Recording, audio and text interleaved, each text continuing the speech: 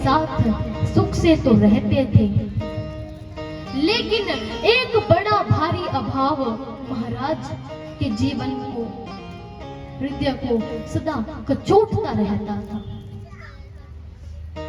क्योंकि जो भी जगत में आया है उसे कोई ना कोई अभाव तो है।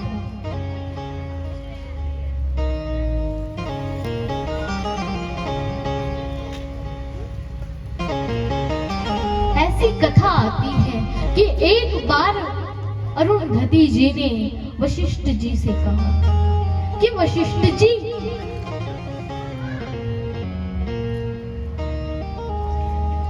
कि आप तो ब्रह्मा जी के मानस पुत्र हैं, लेकिन आपने कभी महाराज दशरथ के बारे में भी सोचा है कि उनके यहाँ अभी तक एक भी पुत्र नहीं है? वशिष्ठ जी बोले कि पुत्र तो कब के हो जाते, लेकिन महाराज दशरथ के अंदर पुत्र प्राप्ति की कोई लालसा ही नहीं है। अरुंधति जी बोली कि अगर लालसा मैं पैदा करा दूं तो? कहा उसके बाद पुत्रों की प्राप्ति मैं करा दूंगा। अगले ही दिन इस कार्य को रूप देने के लिए अरुंधति जी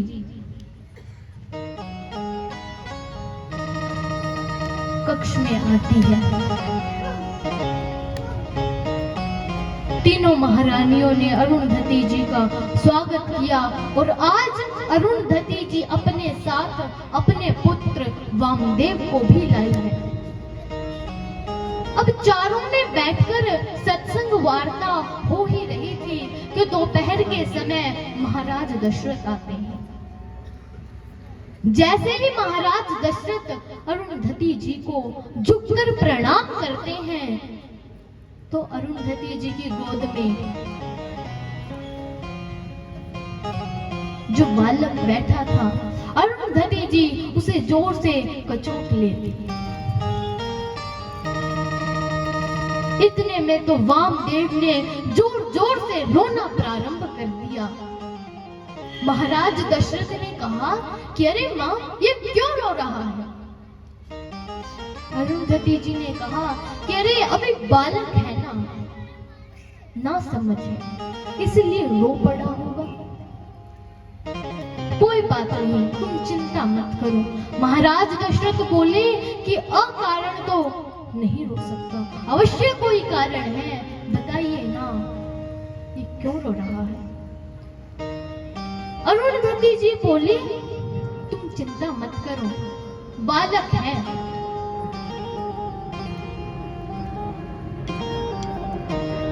महाराज दशरथ तो वहीं बैठ जाते हैं। कहा मैं बिना सुने नहीं जाऊंगा, जब तक आप ये नहीं बताएंगे कि यह बालक क्यों रो रहा है तब तक मैं नहीं जाऊंगा। जो अरुंधति जी चाहती थी वही हो गया। जानने की उत्सुकता महाराज दशरथ के अंदर और बढ़ गई। तब अरुंधति जी बोली कि यह मेरे कान में एक बात कह रहा है।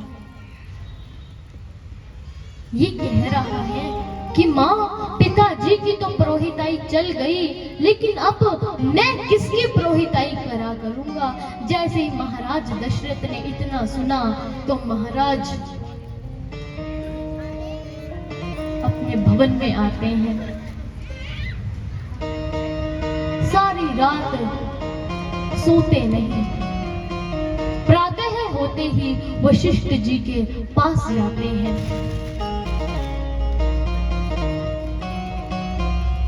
गुरु के पास जाते हैं, क्योंकि कहते हैं संकट चाहे कितना भी बड़ा हो, अगर गुरु कृपा है तो वह संकट छोटा सा हो जाता है। महाराज दशरथ वशिष्ठ जी के पास आते हैं, अपनी सारी बात बता देते हैं।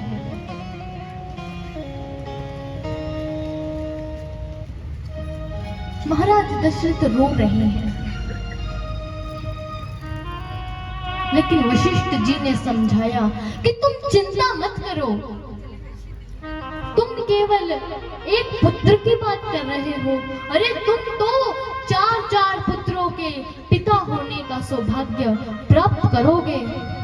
गोस्वामी जी कहते हैं, धरहु धीर होई सुत चारी, धरहु धीर होयहु सुत चारी, त्रिभुवन विदित भगत भयहारी, त्रिभुवन विदित भगत भयहारी, जय सिया राम जय जय सिया रामा, जय सिया राम जय जय सिया राम, जय सिया राम जय जय सिया राम। कहा महाराज धैर्य धारण करो, तुम तो 4 पुत्रों के पिता बनने का सौभाग्य प्राप्त करोगे।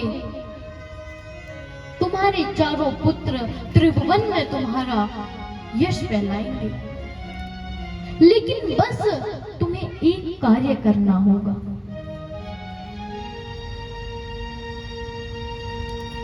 दशरथ जी बोले, बताइए ऐसा कौन सा कार्य करना होगा? वशिष्ठ जी बोले कि पुत्र कामेष्टि यज्ञ कराना होगा। महाराज दशरथ ने इतना सुना तो बोले, पुत्र कामेष्टि यज्ञ तो चलो आज से ही प्रारंभ कर दें। वशिष्ठ जी बोले कि इस यज्ञ को हम नहीं करते, इस यज्ञ को तो पूरे त्रिभुवन में केवल श्रृंगी ऋषि ही करते हैं। श्रृंगी ऋषि का नाम जब दशरथ जी ने सुना तो बोले, श्रृंगी ऋषि वे तो कभी कहीं आते जाते नहीं हैं, किसी से भेंट नहीं करते, मिलते नहीं, तब ये कैसे संभव है? वशिष्ठ जी बोले, तुम चिंता मत करो, ऋषि को तो हम बुला देंगे, बस तुम सब तैयारियां करो। दशरथ जी यज्ञ की तैयारियां कर रहे हैं। यज्ञ की सारी सामग्री मंगवा ली और यज्ञ प्रारंभ कराते हैं।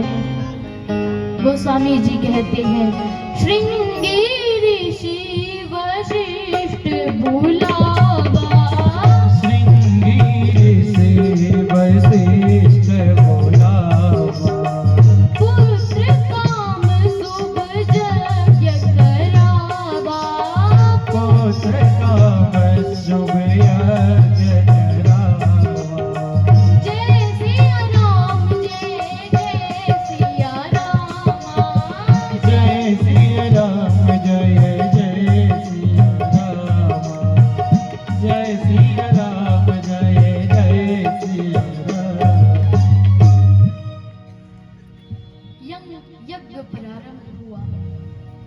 यज्ञ धीरे धीरे पूर्णाहुति की ओर जा रहा है। अब सभी को मंगल शकुन हो रहे हैं। सभी अवधवासियों को ऐसा लग रहा है कि मानो श्री अवध में कोई अलौकिक घटना घटित होने जा रही है। तीनों महारानियों को मंगल शकुन हो रहे हैं।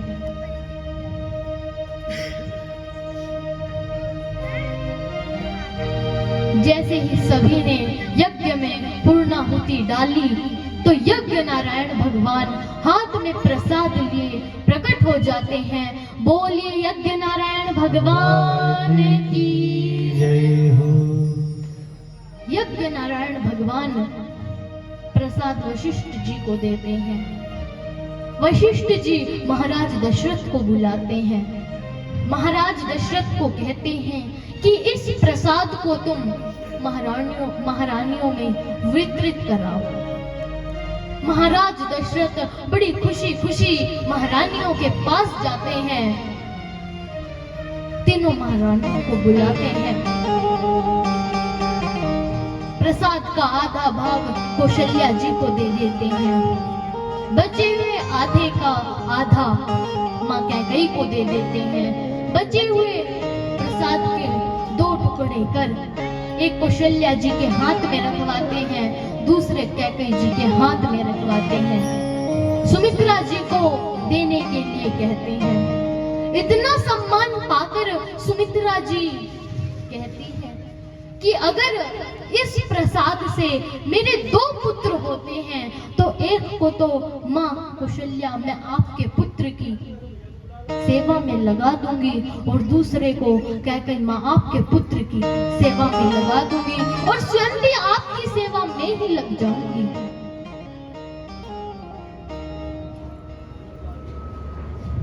मंद मंद सुगंधित पावन बहने लगी। गोस्वामी जी कहते हैं,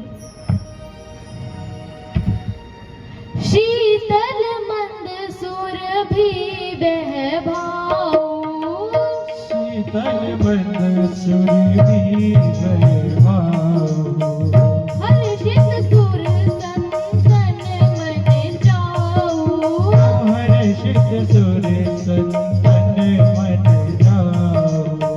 जय सिया राम जय जय सिया राम, जय सिया राम जय जय सिया राम, जय सिया राम जय जय सिया राम। मंद मंद सुगंधित पावन बहने लगी, पुष्प खिलने लगे, सरयू का जल स्तर बढ़ गया, मंत्रों में शक्ति आने लगी। दिन रात चिड़िया ऐसा कलरव कर रही है कि मानो सभी प्रभु की प्रतीक्षा कर रही है।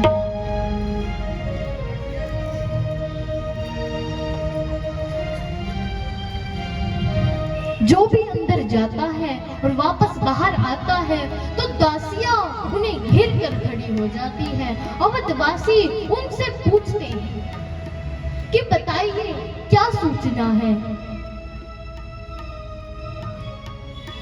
गोस्वामी जी ने प्रभु का प्राकट्य दिवस घोषित कर दिया।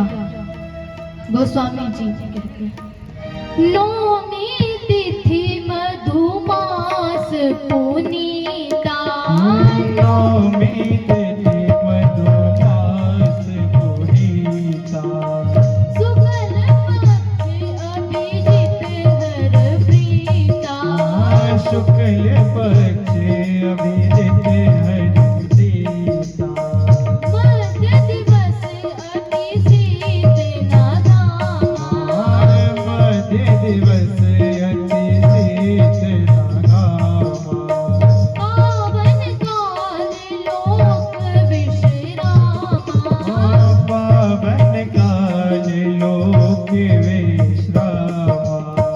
जय सिया राम जय जय सिया राम, जय सिया राम जय जय सिया राम, जय सिया राम जय जय सिया राम। योग लगन ग्रह नक्षत्र सब अनुकूल देखकर बता दिया। गोस्वामी जी ने बताया है कि चैत्र मास नौमी तिथि मंगलवार दोपहर 12 बजे प्रभु प्रकट होंगे। गोस्वामी जी ने ऐसा घोषित कर दिया। अब यह सुनकर सभी नाच रहे हैं, खुश हो रहे हैं। और आज मां कौशल्या ने अति भोर में स्नान किया है, ध्वल वेश धारण किया है।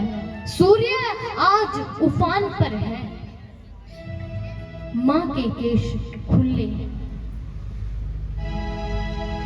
प्रातः ही कौशल्या मां ने भवन के सब सेवक सेविकाओं को बाहर किया है।